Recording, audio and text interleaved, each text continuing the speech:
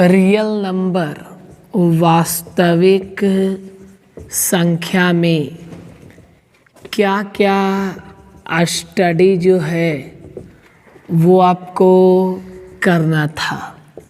ठीक है, real numbers सूचित किया जाता है इसको किस चीज़ से बताइए?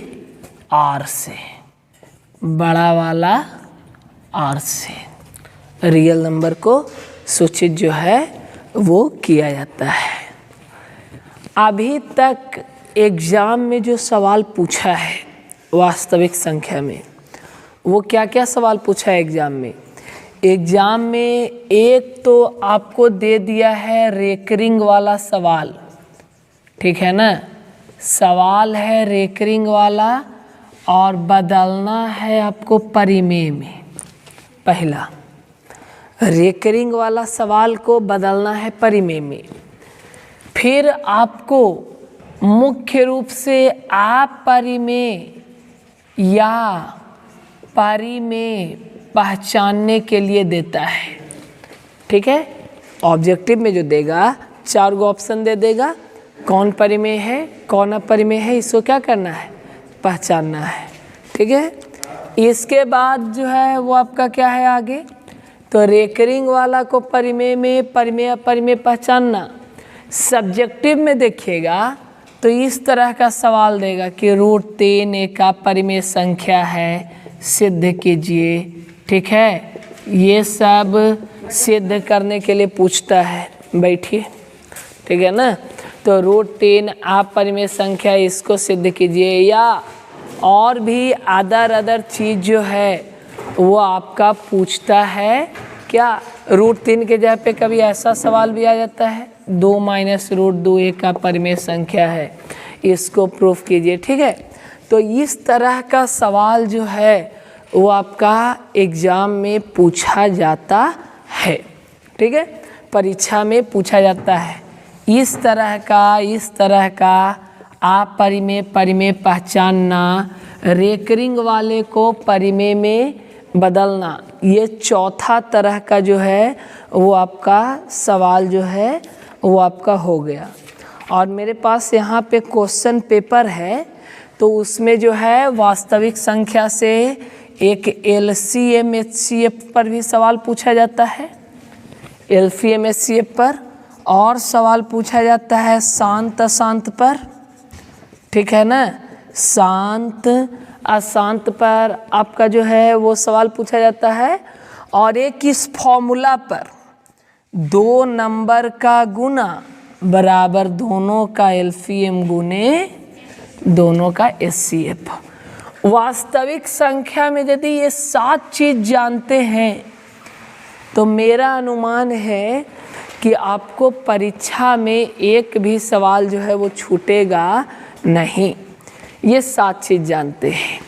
रेकरिंग वाले को परिमेय में बदलना, अपरिमेय परिमेय चेक करना, किसी नंबर को अपरिमेय दिखाना, फिर कोई बड़ा टाइप का नंबर है उसको अपरिमेय दिखाना, LCM HCF जो है वो निकालना, शांत अशांत चेक करना, और 2 नंबर का गुना बराबर दोनों का LCM गुने दोनों का HCF।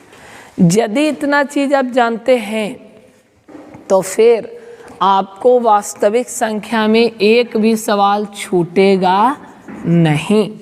ठीक है, रेकरिंग वाला हम आपको पहले भी बता चुके हैं। रेकरिंग वाला का ट्रिक क्या था कि 0 पॉइंट मान लिया जाए 25 है और पूरा पर रेकरिंग है, तो पहले पूरा नंबर को लिख दो, सब चीज़ हटा के, दशमलव रेकरिंग सब हटा के। जिस पर रेकरिंग नहीं है उसको घटा दो, तो रेकरिंग किस पर नहीं है?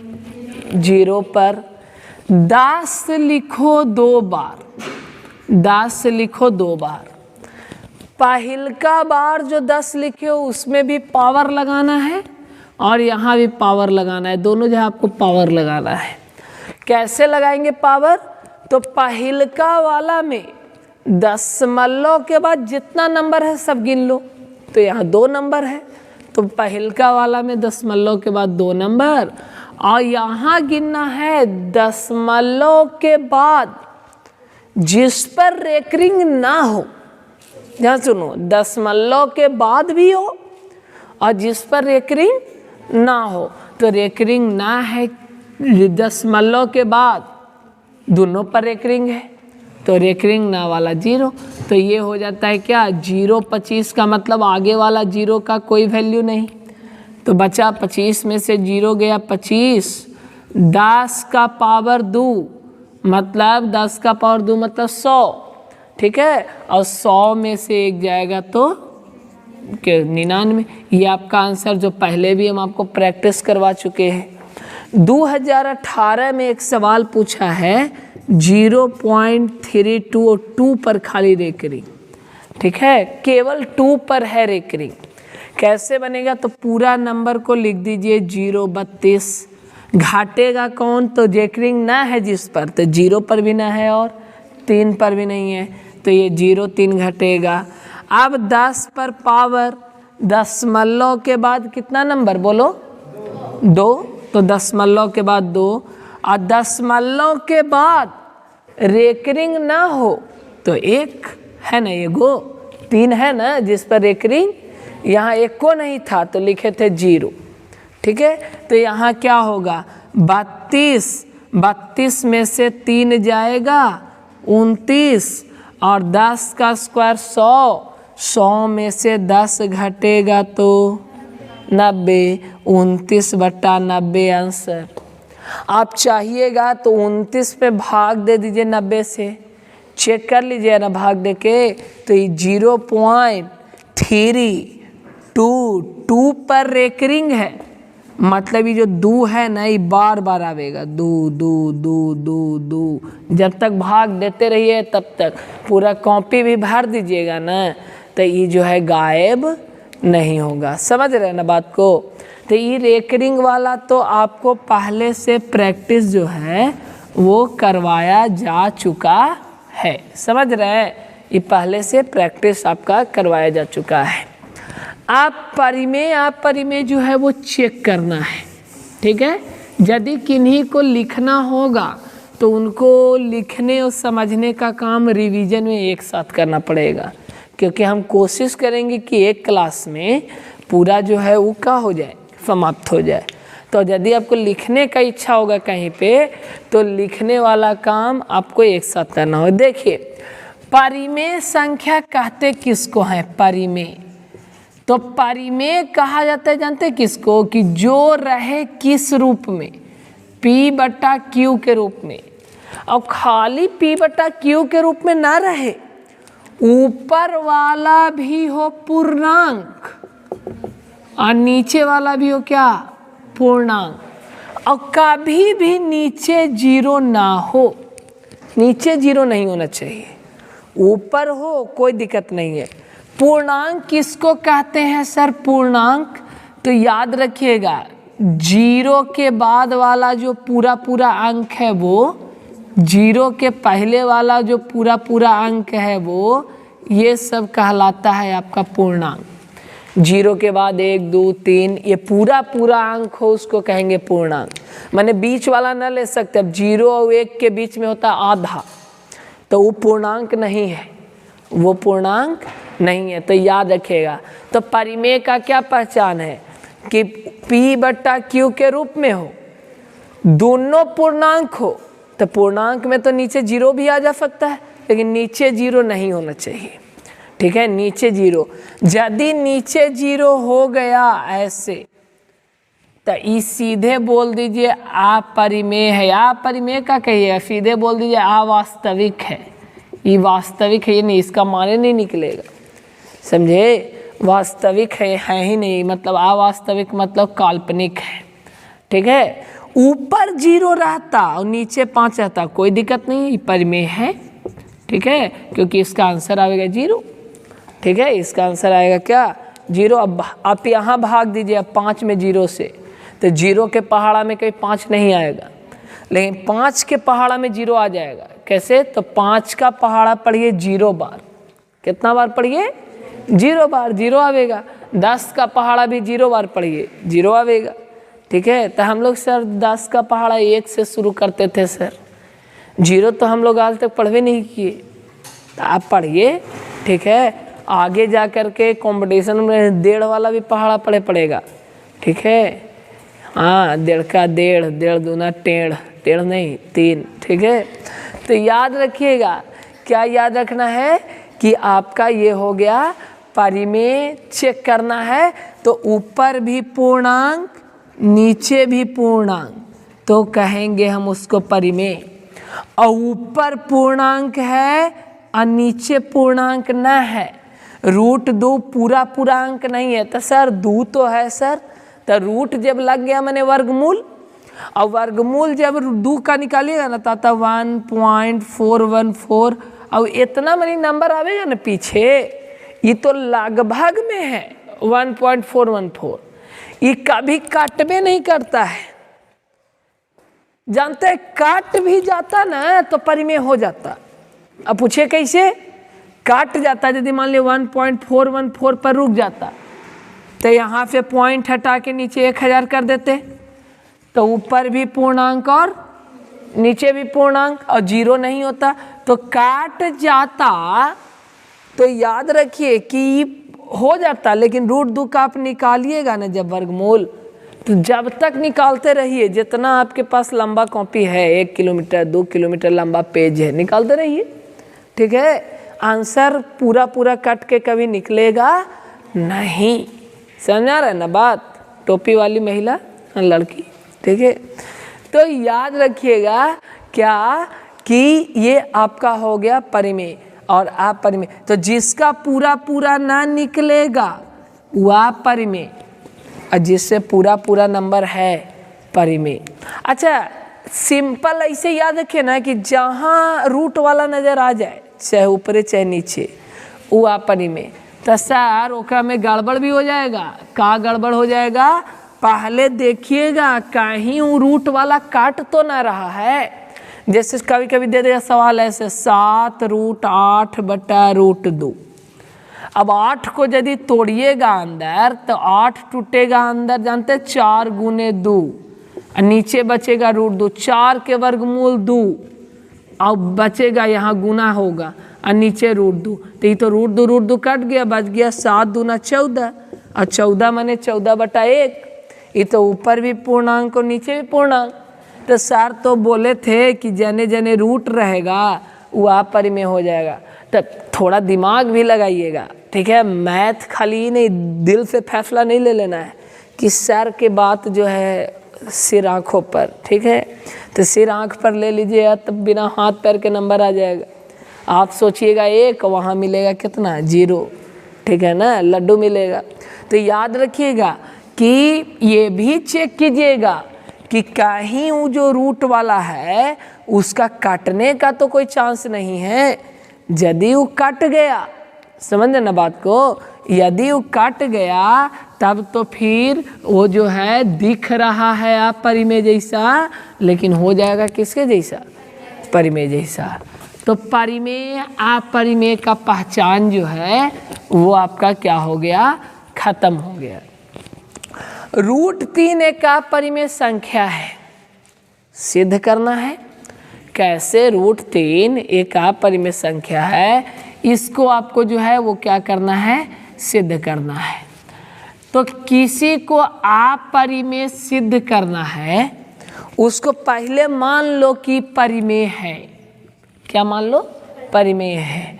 तो √3 को परिमेय मान लोगे तो √3 बराबर P/Q, मतलब P बराबर का आ जाएगा तो √3 का गुना किससे, Q से, स्क्वायर कर दीजिएगा तो क्या होगा, P² बराबर 3Q²। ई हो गया समीकरण 1। अब इस समीकरण 1 जानते हैं क्या कहता है कि P² मैंने P² है ना, इसको 3 भी काटेगा और Q भी काटेगा, 3 भी काटेगा। और जैसे ना समझे 15 बराबर 5 × 3 है, तो 5 काटेगा और 3 काटेगा, समझ रहे ना। तो बताइए यहाँ इसका मतलब क्या हुआ कि 3 काटेगा पी स्क्वायर को। इसका मतलब ये हुआ, इस लाइन का मतलब कि 3 गुणनखंड है किसका, किसका, पी का। 3 गुणनखंड है किसका। अब अच्छा बताइए 3 इसको कब काटेगा, जब एकरों में 3 रहे ना, समझे। जैसे 15 बराबर 5 गुने 3 है, तो ये 3 इसको कब काटेगा, जब 15 में भी पहले से 3 है तबे ना, पहले से। तो मतलब 3 तभी काटेगा जब पी में भी 3 हो। तो हम पी को क्या लिख सकते हैं, हम पी को 3 गुने कोई नंबर के रूप में लिख सकते हैं। क्यों, क्योंकि 3 काटेगा मैंने 3 है ओकरा में। तो p बराबर 3m लिख सकते हो। इस मान को यहाँ रख दीजिए, तो मान को रख दीजिए तो ये 3m पर स्क्वायर ना हो जाएगा, पी स्क्वायर। तो 9m स्क्वायर अब बराबर 3q स्क्वायर। ठीक है, तो 3 तिया 9, q स्क्वायर बराबर क्या आ गया, 3m स्क्वायर। अभी जो कथन 2 आया, पहला कथन में आया था पी स्क्वायर बराबर 3q स्क्वायर। तो हम लोग बोले कि 3 काटेगा पी को, 3 गुणनखंड है पी का। अब यहाँ आ गया q स्क्वायर बराबर 3m स्क्वायर, मतलब 3 भी काटेगा किसको, q को। 3 भी काटेगा किसको, तो 3 गुणनखंड किसका है, q का भी है। तो याद रखिएगा कि 3 गुणनखंड है p का और 3 गुणनखंड है q का। मतलब एगो नंबर 3 ऐसा है जो पहला वाला में भी है और दूसरा वाला में भी है। अब परिमेय होने का एक नियम होता है, परिमेय होने का नियम ही होता है कि 14/10 को सामान्यतः हम परिमेय नहीं कह सकते, लेकिन 5/2 को कह सकते हैं। ठीक है, सॉरी 7/5 को कह सकते हैं। क्यों, क्योंकि 7/5 में कोई गुणनखंड नहीं आएगा और 14 वाला में भी ऊपरे 2 है और 10 में भी नीचे 2 है। तो जो दोनों में यदि कॉमन गुणनखंड है तो उसको परिमेय नहीं कहते हैं हम लोग, फिर काट के कहते हैं परिमेय। जब काट उठ लेते हैं तब कहते हैं उसको का परिमेय। और यहाँ तो कॉमन गुणनखंड है दोनों में, 3 है 3 है। तो जो 3 को हम परिमेय मान रहे थे वो मानना हमारा क्या था, गलत था। ठीक है, 3 एक कैसी संख्या हो जाएगी, अपरिमेय संख्या। समझ आ रहा है ना, 3 कैसा संख्या हो जाएगा। और ऐसा हम बनवा चुके हैं। यदि आपको ना बनाने आए, देखिए हम बता रहे एक बात, तो ये लैंग्वेज के साथ आपका NCERT किताब में भी है, भारती भवन में भी है, दोनों में है। तो आप लैंग्वेज के साथ कम से कम आज जा करके 5 सवाल पर प्रैक्टिस कर लीजिएगा। ठीक है, कॉपी में लिख लीजिए। एगो √3 पर कर लीजिए प्रैक्टिस, एगो √5 पर कर लीजिएगा, एक √7 पर कर लीजिए, एक √11 पर कर लीजिए, एक √13 पर कर लीजिए। ठीक है, इतना पर आप प्रैक्टिस जो है वो कर ले सकते हैं। ठीक है ना, तो इतना जो है आप करके बनाएंगे तो आपका आंसर जो है वो परीक्षा में बिल्कुल एकदम क्या होगा, सही होगा, क्लीन एंड क्लियर आंसर। ठीक है, क्लीन एंड क्लियर आपका जो है वो आंसर होगा। अब हम चल रहे हैं चौथा। इसी में देखिए, यदि रहे किस रूप में, ठीक है, यदि रहे इस रूप में कि दिखाना है 2 माइनस √2 को, क्या दिखाना है, कैसा संख्या जी, अपरिमेय। तो इसको भी मान लो परिमेय, लैंग्वेज लिखना पड़ेगा क्या कि माना 2 माइनस √2 कैसी संख्या है, परिमेय संख्या है। तो 2 माइनस √2 बराबर क्या मान लेंगे, p/q। तो ये परिमेय माने तो उधर वाला भी परिमेय। अब p/q को इधर ले आओ तो 2 माइनस p/q और उधर लेके चल जाओ उसको √2 को। अब क्या हो गया कि 2 परिमेय है, p/q परिमेय है, तो इधर तो परिमेय और उधर हो गया अपरिमेय। और परिमेय कभी भी बराबर नहीं होता है, किसके नहीं होता है, अपरिमेय के। परिमेय कभी भी, इसका मतलब जो हम इसको परिमेय मान रहे थे ना, ये मानना गलत है। ये कैसे संख्या हो गई? 2 - √2। अपरिमेय संख्या जो है ये आपका हो गया। अब आते हैं एलसीएम एचसीएफ की ओर। एलसीएम का मतलब जानते हैं क्या? समझिएगा, एलसीएम का मतलब न्यूनतम। न्यूनतम मतलब सबसे कम। न्यूनतम मतलब क्या? सबसे कम। सी माने कॉमन। कॉमन मतलब उभयनिष्ठ, ठीक है ना। कॉमन को हिंदी में कहेंगे क्या? उभयनिष्ठ। और एम माने मल्टीपल। मल्टीपल माने होता है एक तरह से मानिए पहाड़ा। मल्टीपल मतलब क्या मानेंगे? पहाड़ा। तो याद रखिएगा कि सबसे छोटा पहाड़ा। मल्टीपल मतलब ऐसे पहाड़ नहीं होता, गुणज होता है। लेकिन याद रखिएगा सबसे छोटा पहाड़ा जो दो सब में हो। 2 गो है तो दोनों में, 3 गो है तो तीनों में। जैसे हम लोग निकालते हैं 8 और 12 का एलसीएम, तो 8 और 12 का एलसीएम, तो 12 का पहाड़ा पढ़ दीजिए। 12 इकाई 12, 8 वाला में नहीं आएगा। 12 दूना 24, 24 इसका एलसीएम। ठीक है, हो गया 24, क्योंकि 8 से भी कटेगा और 12 से। 24 के बाद दूसरा मिलेगा 48। तो 48 को नहीं ले सकते, क्योंकि यहाँ क्या लिखा हुआ है? न्यूनतम।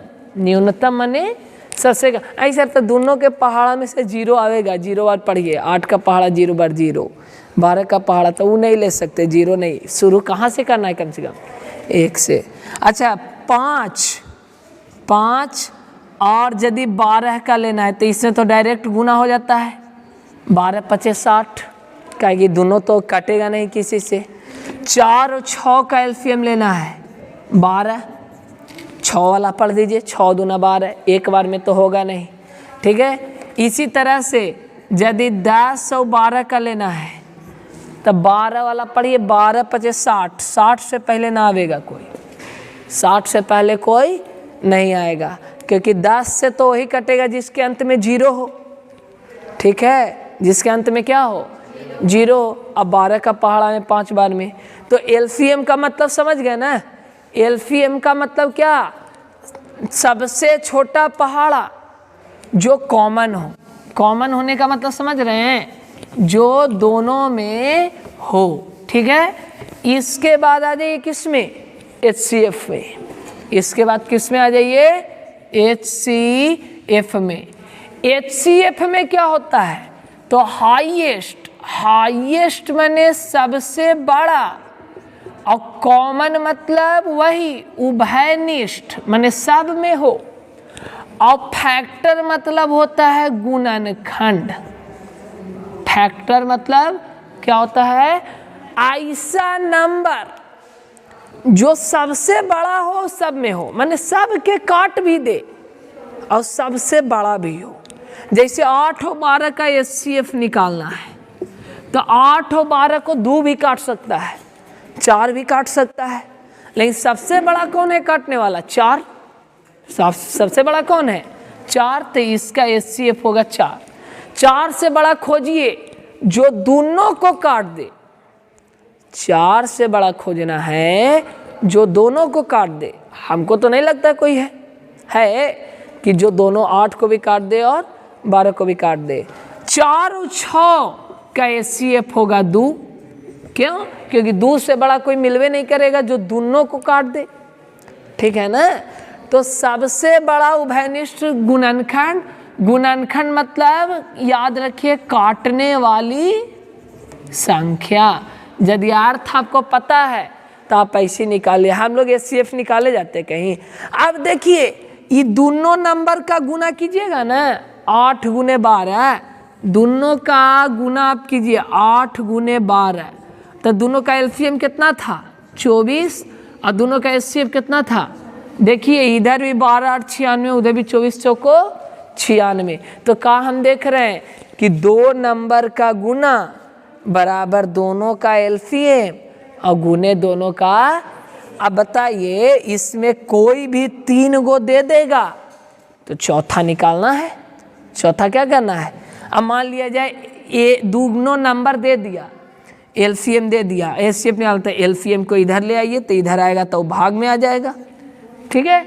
यदि एचसीएफ दे दिया वो एलसीएम निकालना है तो ये एचसीएफ के इधर से हटाइए और इधर जो है भाग में ले आइए। समझ रहे बात को? तो याद रखिएगा, कभी ऐसा भी हो सकता है कि एलसीएम गुने एचसीएफ ही दे दिया, एगो नंबर दे दिया और दूसरा नंबर पूछेगा, तो कोई के पहला कोई के दूसरा नंबर मान सकते हैं। ये नहीं कि इसी को पहला माने इसको दूसरा। आपको मन है कोई नंबर दे दिया है तब बी को भी मान सकते हैं। हाँ सबके तो भागे में जाना है ना, समझे? गुना में चाहे यहाँ इसके जगह पे लिखे चाहे इसके जगह पे, वो तो जाएगा भागे में उधर, ठीक है ना। तो इस तरह से इसका सवाल बनाइएगा। और शांत शांत वाला नियम जी लास्ट, आज का वास्तविक संख्या में लास्ट कॉन्सेप्ट आ रहा है। तेज तर्रार यदि आप लोग बच्चे रहते ना तो आपस में जानते हैं का तय कर लेते कि एगो समझो, एगो उतारेंगे और फिर तुम हमको समझा देना, ठीक है। तो ऐसे होता है बहुत जगह पर। थोड़ा सा जो है आप लोग दिमाग लगा के भी पढ़ा कीजिए, ठीक है ना। तब फिर जो है जो जितना हम आधा घंटा में समझा दिए ना उतना अपने से किताब पढ़ना पड़े तो आप 2 घंटा में जो है वो नहीं समझ पाइएगा। समझ है ना बात को? 8:15 होने वाला भी है। शांत शांत देखिए, शांत शांत में क्या है? यदि हर में अंश हर सुने हैं ना, न्यूमरेटर और डिनोमिनेटर, ऊपरे वाला को अंश नीचे वाला को हर, ऊपरे वाला के देखने नहीं है, ठीक है, देखना है नीचे वाला के। यदि नीचे 2 या 5 हो या दोनों हो, यदि नीचे 2 हो या 5 हो या दोनों हो तो वो होगा शांत। और यदि 2, 5 के अलावे और कोई नंबर आ गया, 2, 5 के अलावे 3 आ जाए तो वो हो जाएगा अशांत, ठीक है। नीचे 2 हो या 5 हो या 2, 5 दोनों हो तो शांत, नहीं तो अशांत। जैसे देखिए 11/60, तो 60 को तोड़िएगा तो 2 से 30 दूना 60, फिर 2 से लगाएंगे 15 दूना 3 गुने 5, 5 तिया 15, 15 दूना 30, 30 दूना 60। अब 3 तो काटेगा भी नहीं 11 से। यदि काट जाता नहीं 3 तो 3 गायब हो जाता, बचता 2 और 5, तो 2, 5 वाला शांत हो जाता। 2, 5 वाला क्या हो जाता? शांत। लेकिन तो 3 गायब नहीं होगा तो ये हो गया अशांत। ये क्या हो गया? यदि 12/60 रहता तो हम लोग इतना करते भी नहीं है, इन्हीं ने काट देते 12, 5, 60, तो नीचे तो 5 बचता। हम क्या बोले? 2 अकेले रहे चाहे 5 अकेले रहे चाहे दोनों रहे तो शांत, ठीक है। तो 5 अकेले है तो शांत। ऐसे भी बनाते तो 3 से कटता, 3 चौको 12, 3 से कटता क्या? 3 चौको 12, तो शांत शांत। तो जितना टॉपिक से सवाल पूछ सकता है उस टॉपिक को हमने लिख दिया है। एक तरह से समझिए तो ये VVT है। VVT मैंने भैरी भैरी टकराए वाला, ठीक है। VVT मतलब क्या? भैरी भैरी टकराए वाला। तो ये टकराने वाला सवाल है, ठीक है। सब VVI बोलता है, ठीक है ना। तो याद रखिएगा, इसको उतार लीजिए और ऐसा ऐसा जो सवाल रहेगा ना इस पर प्रैक्टिस कर लीजिएगा, ठीक है। बाकी तो आप लोग पहले से समझदार हैं, तुम चाहोगे तो पूरा किताब बना लोगे। पहला चैप्टर पहला खत्म,